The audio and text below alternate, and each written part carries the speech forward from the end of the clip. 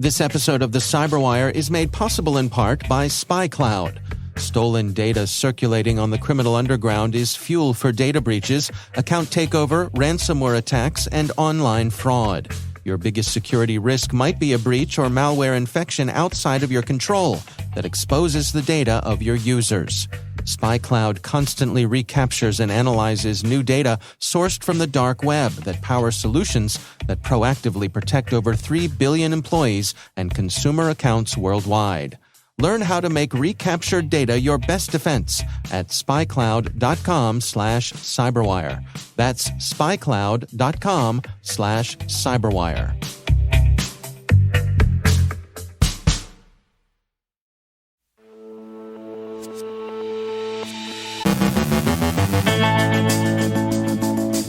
Two Microsoft Exchange 0 days are exploited in the wild. A supply chain attack, possibly from Chinese intelligence services. There's new Lazarus activity. The Mexican government falls victim to apparent hacktivism. Flying under partial mobilization's radar. Betsy Carmelite from Booz Allen Hamilton talks about addressing the cyber workforce skills gap. Our guest, Rachel Tobac from SocialProof Security, brings a musical approach to security awareness training. And your off-boarding program. Yeah, how's that working out for you?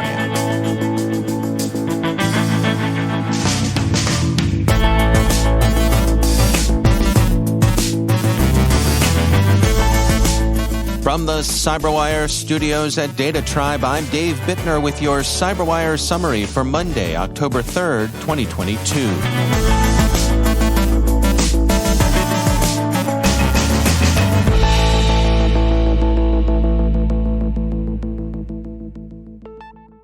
Late Friday, Microsoft disclosed the 2 0 days afflicted 3 versions of its widely used Exchange server.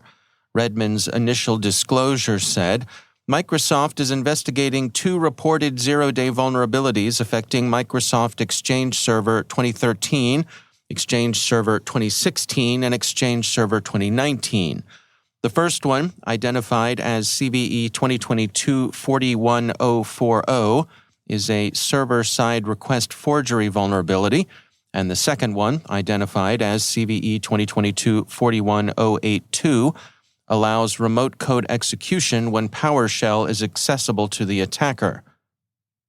Currently, Microsoft is aware of limited targeted attacks using these 2 vulnerabilities. In these attacks, CVE 2022-41040 can enable an authenticated attacker to remotely trigger CVE 2022-41082. It should be noted that authenticated access to the vulnerable Exchange server is necessary to successfully exploit either vulnerability. Microsoft says, "We are working on an accelerated timeline to release a fix. Until then, we're providing mitigations and the detections guidance to help customers protect themselves from these attacks." Microsoft Security Response Center shared an initial set of mitigations and tools to evaluate the risk, including indicators of compromise. Late Sunday, the Microsoft Security Response Center added this caution: "We strongly recommend Exchange Server customers to disable remote PowerShell access for non-admin users in your organization." The vulnerabilities were discovered by Hanoi-based security firm GTSC in the course of security monitoring and incident response services its SOC team was performing early in August. They shared their discovery with the 0-Day Initiative and Microsoft, which led to the mitigations Redmond released Friday. Who's responsible for the observed exploitation isn't clear, but GTSC sees strong circumstantial evidence that the threat actor or actors behind it are Chinese. The firm said, "We suspect these exploits come from Chinese attack groups based on the web shell code page of 936, a Microsoft character encoding for simplified Chinese." Late Friday, the U.S. Cybersecurity and Infrastructure Security Agency added both of these CVEs to its known exploited vulnerabilities catalog. In both cases, CISA advises organizations to apply the mitigations Microsoft has provided. U.S. federal executive civilian agencies have until October 21st to take action.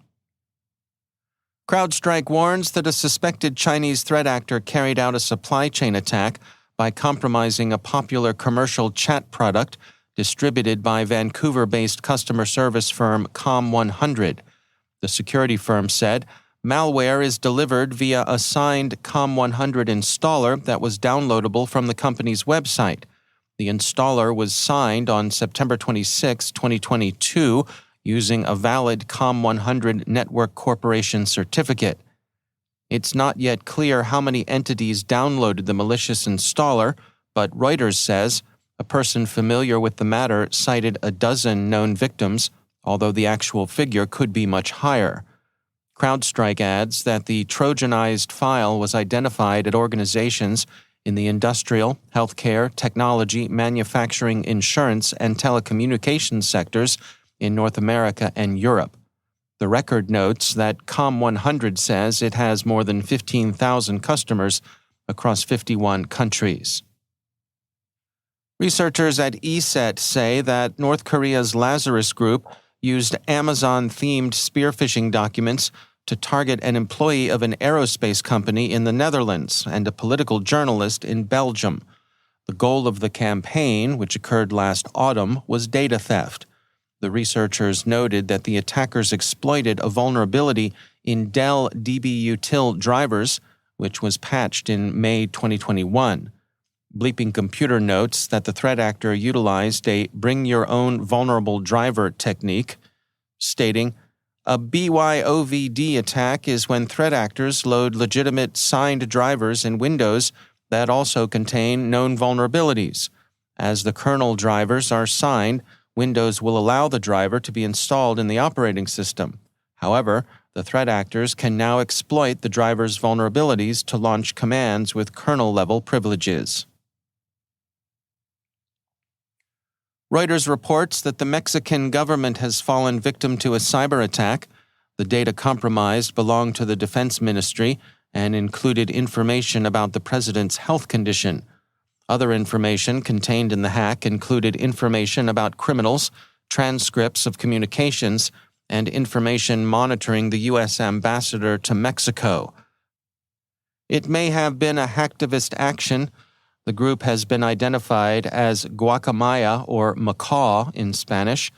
The record by Recorded Future reports that Guacamaya is an environmental collective, and documents released were stolen from a few different agencies with several other Latin American countries.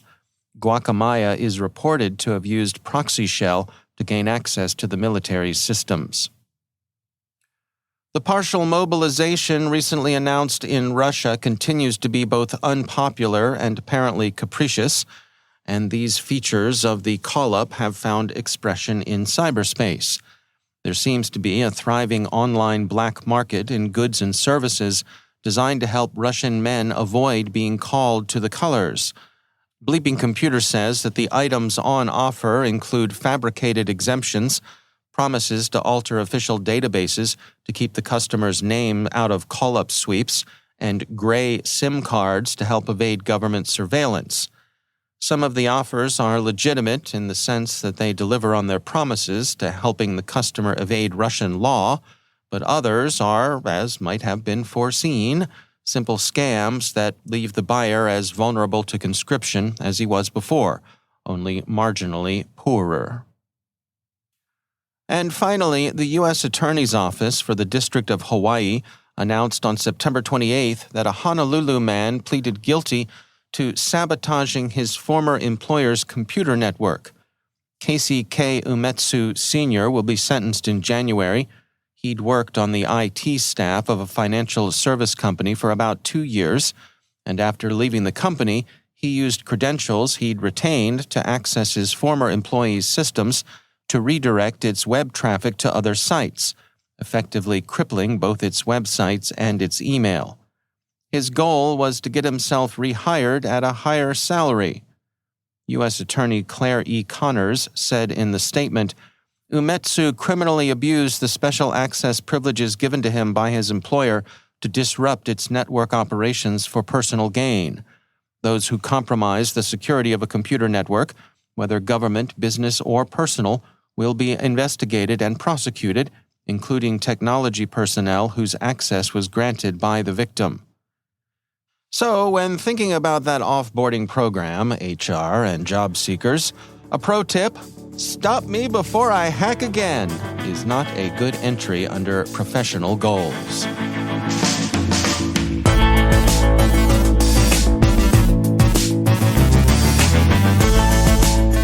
Coming up after the break, Betsy Carmelite from Booz Allen Hamilton talks about addressing the cyber workforce skills gap. Our guest Rachel Tobac from SocialProof Security brings a musical approach to security awareness training. Stay with us.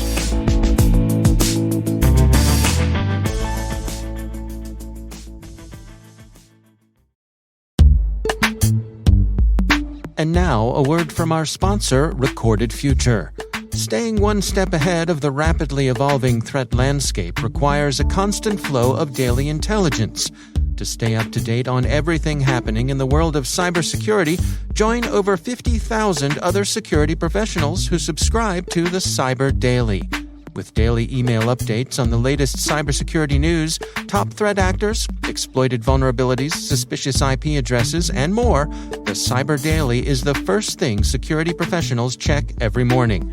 To learn more and subscribe for free, go to recordedfuture.com/cyber-daily.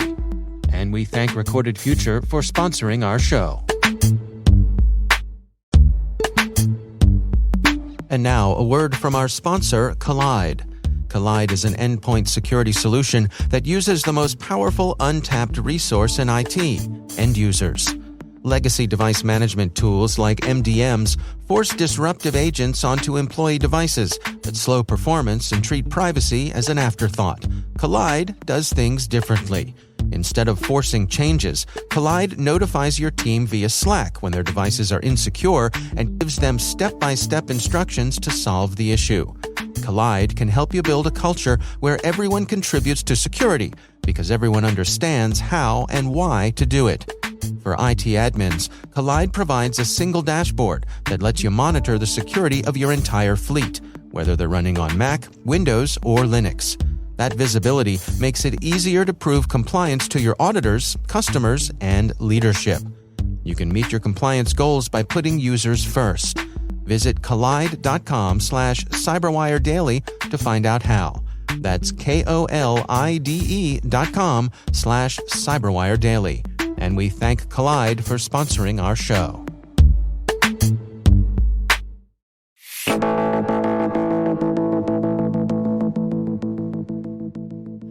Thought it was something from the boss upstairs, but now I'm dealing with this malware. It's looking like I got hacked, reeled in by a phishing attack. What you just heard is the latest in cybersecurity training. Rachel Tobac is CEO of SocialProof Security and a well-known leader in the area of social engineering. She recently happened upon a bit of a revelation when it came to making security training engaging and memorable. So in 2021, there was a TikTok challenge. I'm not sure if you're on TikTok, Dave, but there was a TikTok I am not. challenge. And everybody on TikTok was making sea shanty videos. And I am a very active, passive user of TikTok, meaning I just lurk and watch everything. I don't really make any of my own content on there. But I was like, hey, maybe I could make a sea shanty for information security topics. How about I go ahead and try that? And as you know, Dave, I asked you if you would be comfortable mixing that and participating and singing on that. And you did such a fantastic job. We were able to put out just the best, awesome product with the community. I mean, we had, I think, 15 different people who lend their voices, thoughts, ideas, mixing to the project. And it got over 100,000 views immediately. And we had, I think there were like 50 different companies that reached out and they were like, hey, can we use this in our security awareness training? And I was like, sure, why not? It's free. Yeah, just use it with your company and let me know what they think. And a bunch of those companies got back to me and were like, for whatever reason, that worked better than everything else we've tried. So can you make more songs? And I was like, sure. Okay. So that basically birthed the idea of making the training videos as music videos and spoken content. Well, I mean, it takes more than just having the idea and putting something together on impulse. I mean, these are fully produced, fully realized videos that you're putting out here. To what degree was this endeavor everything you thought it would be?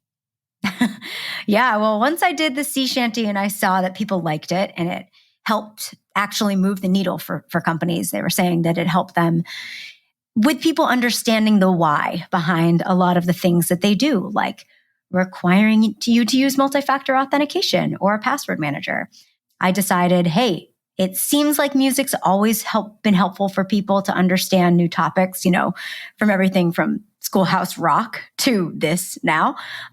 I only know what a bill is and how it works because of Schoolhouse Rock, and I remember that from my childhood. I'm with you. So I studied a little bit of how music works on the brain because I have a background in neuroscience. That's what I studied in school. And during my studies, I focused a lot on music, how that works, both in the rat lab and with human subjects. And I guess the whole music, neuroscience, behaviorism thing started back then when I was in school, but it's finally been realized now. And it's just wild because I have a background in musical theater from when I was a kid, improv. I used to perform improv on weekends before I did hacking full time. So a lot of things are coming full circle here that I just didn't think would happen in my life. Well, can you walk us through an example of one of the videos here, kind of from concept to completion? How did you go through that process? Sure. Let's see. I guess we'll do the fishing song. So the fishing song, I started out by thinking, what genre do I want to talk about the topic of phishing for? Because every song has its own genre. We have a malware ransomware song that we're writing now that's going to be an 80s bop. And I was thinking, okay, well, for the phishing song, I would like to use the pun of fishing, like, fishing outdoors in a lake and also fishing online. So I thought it just makes sense to do a stadium country style song. So reached out to some artists that I know online. I know a lot of these artists from TikTok because they post their work online. So reaching out to those folks and saying, hey, this is a project I'm doing. Here's how it works. It's going to be a security awareness training, but it's going to be music and spoken. But the part you're working on is music. And gave them all the source material because I don't expect these artists to, be an expert in phishing. And then from there, they'll come up with like a high level acoustic riff. They'll send it back to me like, what do you think? Something like this sound? And I'll say, yeah, that sounds great. And then they'll record just like a low fidelity, what is the rhyme scheme? What can it look like within the beat of this song? And then I help them with the technicality of the lyrics because, again, they're not an expert in phishing or whatever song I'm having them write. So once I help them with the phishing lyrics or what have you, then we record in higher and higher level fidelity until we have the final version of the song. And we take the final version and we use our production team and we film in the studio. And we get actors to audition for the part, and we come up with all the graphics to explain what phishing is and how to stay safe and come up with the takeaways. And then people buy the product, and then we customize the takeaways for their company and so on and so forth. And how has the experience been? I mean, what sort of things have you learned along the way? What I've learned along the way is it takes a while to write songs. You always got to have one ready to go because people want more and more content as you go, of course, and that's what we're doing. But it takes months to write songs. So I have to always be writing a song in addition to always be filming more content and writing more scripts. So it's kind of like an ongoing process. There's not really breaks. You have to always be working on the next iteration. And these are not just musical. You're releasing spoken word versions of each of the topics as well. That's exactly right. So when we did the research for the project, we found about 80% of people watched the music content and were like, yes, I connect with that. That helps me remember it better. I love music content. And about 20% of the people were like, I learn a lot better with spoken content. I do not prefer music. So we wanted to make both equally so that no matter what type of person is learning from this, because of course it's mandatory at many companies, we want people to be able to learn in the method that works best for them. So I made all of the spoken content and all of the music-based content equal in my mind. What about for your friendly neighborhood podcast host who also perhaps has a background in musical theater and an interest in music? Might there be a cameo spot in the future in one of these videos I'm just thinking hypothetically for someone like that. Can you envision something like that? Hypothetically, for somebody named Dave, yeah, I think there could be something that could be arranged. Yeah, but only if your name is Dave. All right. Sorry for all. What a crazy random happenstance. My name is Dave. But yeah, I've actually that's one of the other big pieces of feedback I have is my clients or my friends are like, how do I get to be an extra? Or right. Can I sing in the background of your video? And we're working right now with a few different clients. One of my banking clients is like, how do we find a way for our CISO to be in the background of one of these videos? And we're not going to tell our users, like our employees, until it's just deployed to them. And they're like, wait, what is so-and-so doing in the back of your video? I love it. Yeah, we have some fun little Easter egg moments that like not everybody will get, but it's meaningful to some of the clients who are first movers with us. Yeah, well, I have to say I am predisposed to love this, but I like it for a lot of different reasons. I wish you all the success with this, and congratulations on the launch. Rachel Tobac, thanks for joining us. Thank you, Dave.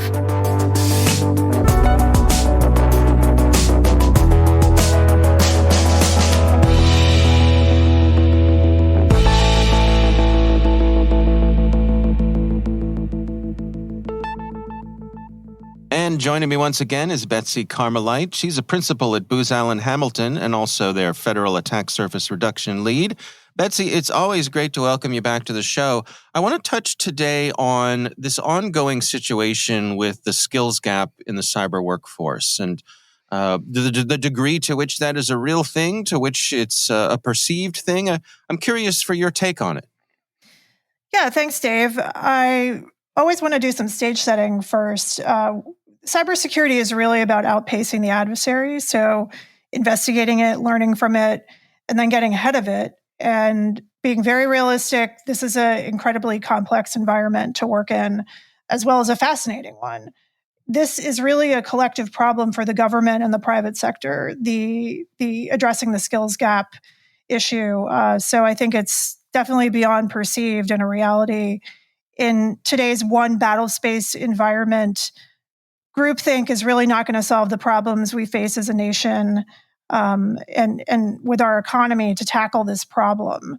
The rapidly increasing shortage of cyber workers poses a true risk for the cybersecurity of the nation. And so where do you suppose we find ourselves? What's the reality that you're seeing on the ground? America's cyber workforce really needs people with extremely varied experiences, perspectives, and approaches to help in this fight against the so-called bad actors. It's not just that cyber threats are growing at an exponential rate and that cybercrime is really extremely lucrative.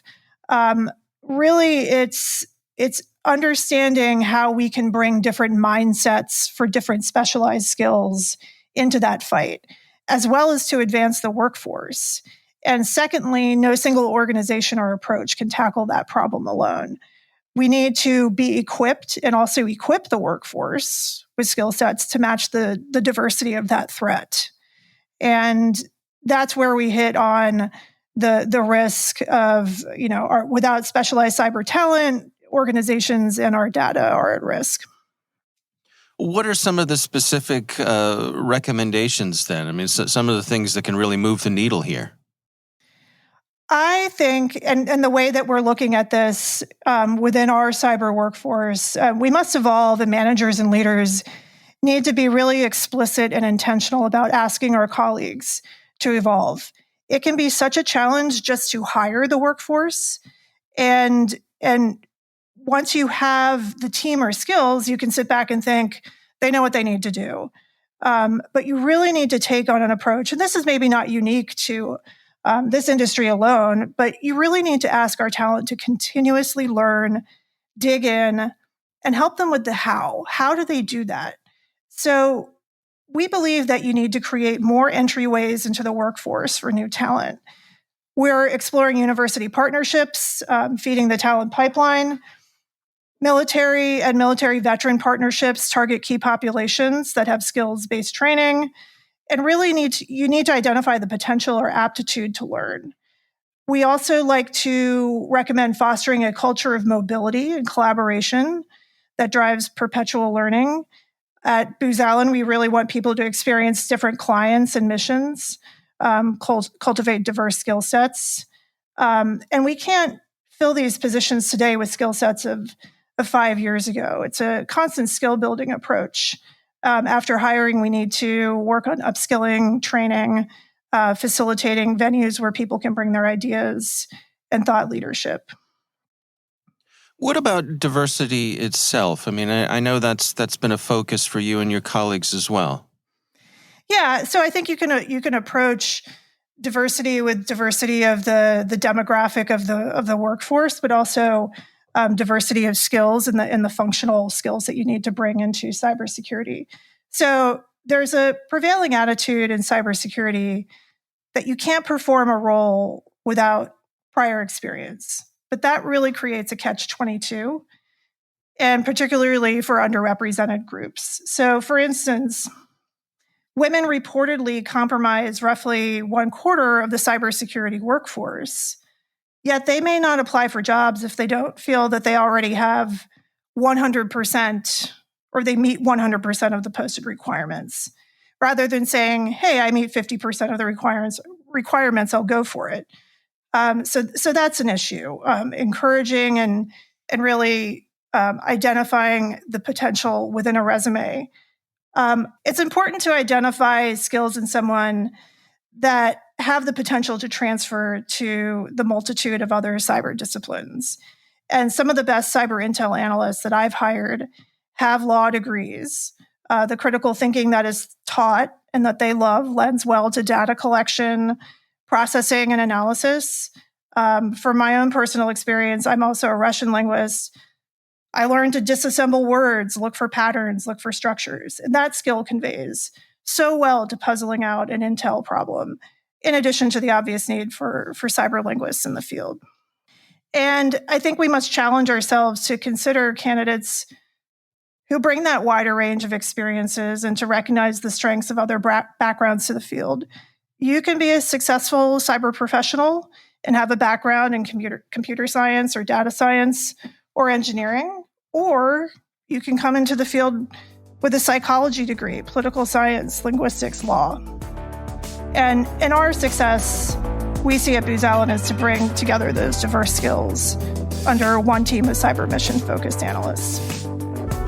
All right. Well, interesting insights as always. Betsy Carmelite, thanks for joining us. Thanks, Dave.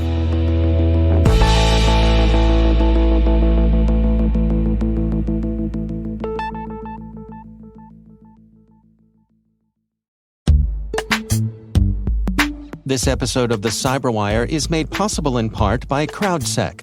CrowdSec helps rebalance the asymmetrical cybersecurity industry by making their open-source multiplayer firewall available to all for free. Once threats are identified, all users are notified to ensure everyone's protection.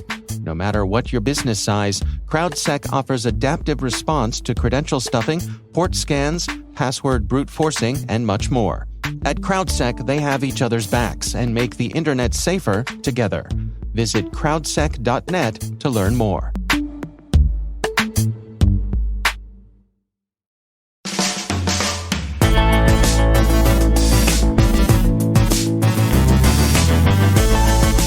And that's the CyberWire. For links to all of today's stories, check out our daily briefing at thecyberwire.com. Don't forget to check out the Grumpy Old Geeks podcast, where I contribute to a regular segment called Security, Huh? I join Jason and Brian on their show for a lively discussion of the latest security news every week. You can find Grumpy Old Geeks where all the fine podcasts are listed. The CyberWire podcast is proudly produced in Maryland out of the startup studios of Data Tribe, where they're co-building the next generation of cybersecurity teams and technologies. Our amazing CyberWire team is Elliot Peltzman, Trey Hester, Brandon Karp, Eliana White, Guru Prakash, Liz Irvin, Rachel Gelfand, Tim Nodar, Joe Kerrigan, Carol Terrio, Ben Yellen, Nick Valecki, Gina Johnson, Bennett Moe, Catherine Murphy, Chris Russell, John Petrick, Jennifer Iben, Rick Howard, Peter Kilpie, and I'm Dave Bittner. Thanks for listening. We'll see you back here tomorrow.